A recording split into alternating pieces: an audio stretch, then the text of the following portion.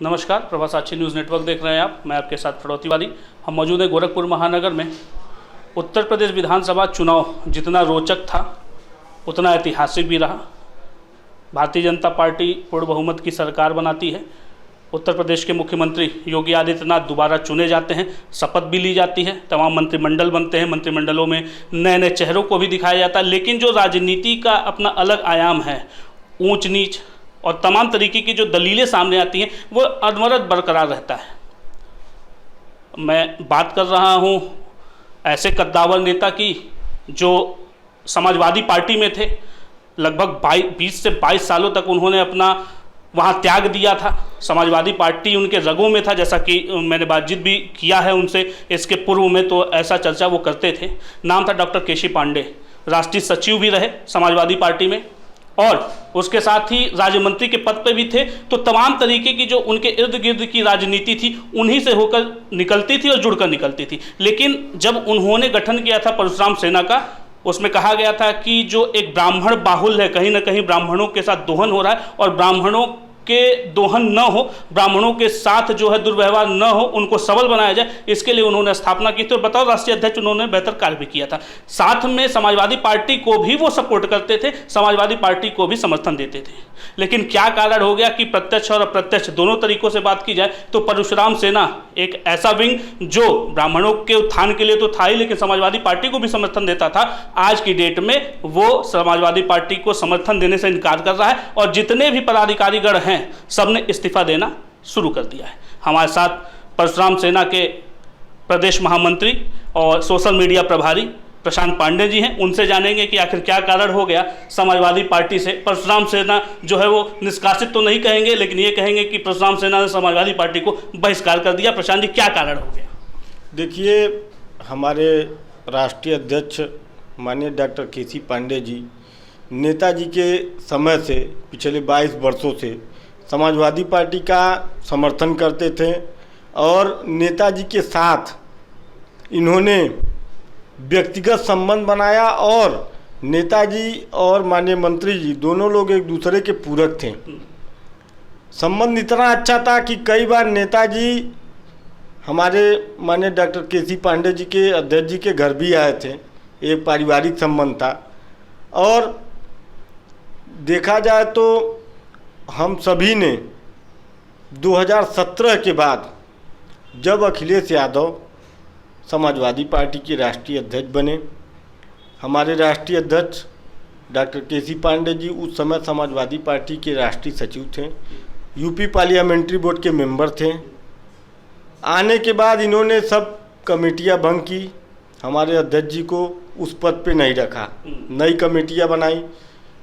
5 साल में समाजवादी पार्टी के हक और हुकूक के लड़ाई के लिए अखिल भारतीय ब्राह्मण महासभा और युवा शाखा परशुराम सेना पूरी तन्मयता से कंधों से कंधा मिलाकर चलती थी और संघर्ष किया। उसके बावजूद भी हमें देखने को मिला कि विधानसभा चुनाव में जिस प्रकार से ब्राह्मणों का अवहेलना हुआ, ब्राह्मणों के खिलाफ अत्याचार हुआ, इसी सब को देखते हुए अखिल भारतीय ब्राह्मण महासभा के राष्ट्रीय अध्यक्ष माननीय डॉक्टर केसी पांडे जी ने यह फैसला लिया कि अब नई सपा और नई हवा में नहीं रहना है, क्योंकि वह सपा जो मुलायम सिंह यादव नेताजी की पार्टी थी, अब वह नेताजी की पार्टी नहीं रह गई। अब यह अखिलेश यादव की पार्टी है और अखिलेश यादव के अंदर यादववाद जातिवाद ज़्यादा भरा है कूट कूट के। माननीय नेताजी जब मंच पे बैठते थे तो नेताजी के साथ जनेश्वर मिश्रा, केसी पांडे, माता प्रसाद पांडे जैसे प्रतिष्ठित विद्वान लोग बैठते थे और यही लोग मिलके कई बार समाजवादी पार्टी की सरकार बनाए। और अखिलेश यादव जी के साथ कुछ ऐसे चाटुकार बैठते हैं जो अखिलेश यादव को गर्त में लेते जा रहे हैं। और यही स्थिति रही तो समाजवादी पार्टी गर्त में चली गई। परशुराम सेना, मैं उत्तर प्रदेश का महामंत्री सोशल मीडिया प्रभारी प्रशांत पांडे, जब राष्ट्रीय अध्यक्ष ने इस्तीफा दे दिया तो मेरी पूरे उत्तर प्रदेश की 51 सदस्यीय कमेटी जो टीम थी, मैंने सबको निर्देश दे दिया और आज मैं बाकायदे इस्तीफा दे रहा हूं समाजवादी पार्टी से। आज से समाजवादी पार्टी से हमारा कोई भी संबंध नहीं है। मैंने समाजवादी पार्टी के लिए संघर्ष किया, लेकिन मेरे संघर्षों को जातिवाद के आगे कुचल दिया गया। दुखी हूं, व्यथित हूं कि जब ब्राह्मण ही सुरक्षित नहीं है तो ब्राह्मण अब खुद अपनी लड़ाई लड़ने के लिए आगे बढ़ेगा और अपने समाज के लोगों को साथ लेके चलेगा।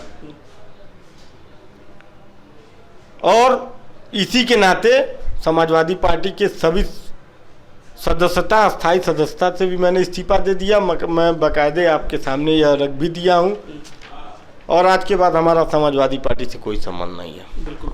तो क्या किसी पार्टी में विलय की भी संभावना है, क्योंकि आपके राष्ट्रीय अध्यक्ष ब्राह्मण शिरोमणि हैं, ब्राह्मण का एक बहुत बड़ा चेहरा है और उत्तर प्रदेश की राजनीति को भली भांति जानते भी हैं और अनुभव के आधार पर हम कह सकते हैं कि केंद्रीय नीतियों से भी वो प्रभावित हैं और केंद्रीय राजनीति को भी भली भांति समझते हैं। तो क्या कोई ऐसा आपके राष्ट्रीय अध्यक्ष का निर्देश कि किसी पार्टी में आपका विलय हो रहा है या आप किसी पार्टी की सदस्यता लेने जा रहे हैं? फिलहाल तो अभी हमें किसी प्रकार की सूचना नहीं मिली है, लेकिन आगे जैसा भी उनका निर्देश रहेगा, आदरणीय राष्ट्रीय अध्यक्ष जी के निर्देश में हम लोग परशुराम सेना की पूरी टीम आगे काम करेगी। जिसको भी समर्थन देंगे हम लोग वहाँ समर्थन दिया जाएगा और समर्थन एक शर्त पे दिया जाएगा कि हमारे समाज का किसी भी प्रकार से दोहन न हो।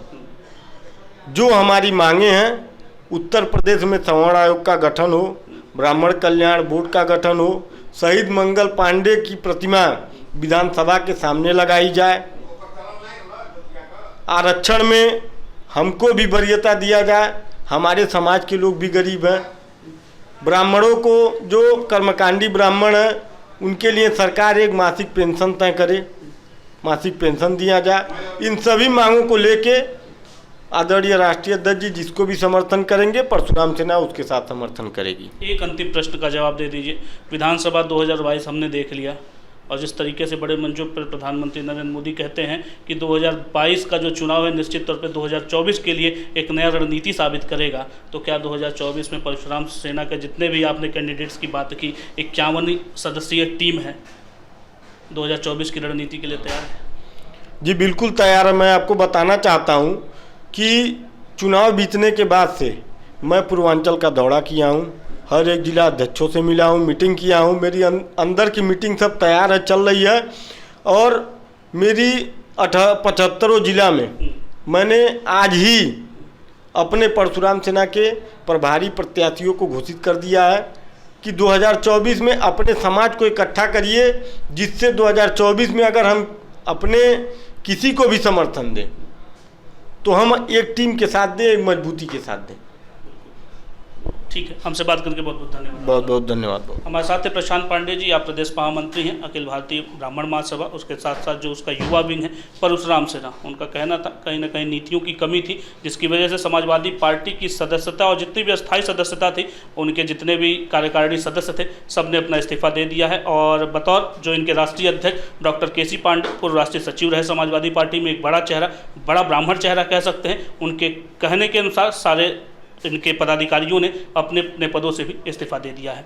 इनका कहना है कि जो रणनीति है वो निश्चित तौर पे आगामी चुनाव को लेके भी मजबूत दिखती है, क्योंकि विधानसभा 2022 के बीतने के बाद 2024 जो है वो लोकसभा का चुनाव है और निश्चित तौर पे वह एक बड़ा चुनाव है और परशुराम सेना उसके लिए भी तैयार है। बने रहिए प्रभा साक्षी के साथ। गोरखपुर से प्रणव तिवारी। अगर आप भी लेना चाहते हैं देश दुनिया की तमाम जानकारी तो आज ही सब्सक्राइब करें हमारे चैनल को। साथ ही नीचे दिए बेल आइकन को जरूर दबाएं ताकि हर अपडेट आप तक पहुंच सके।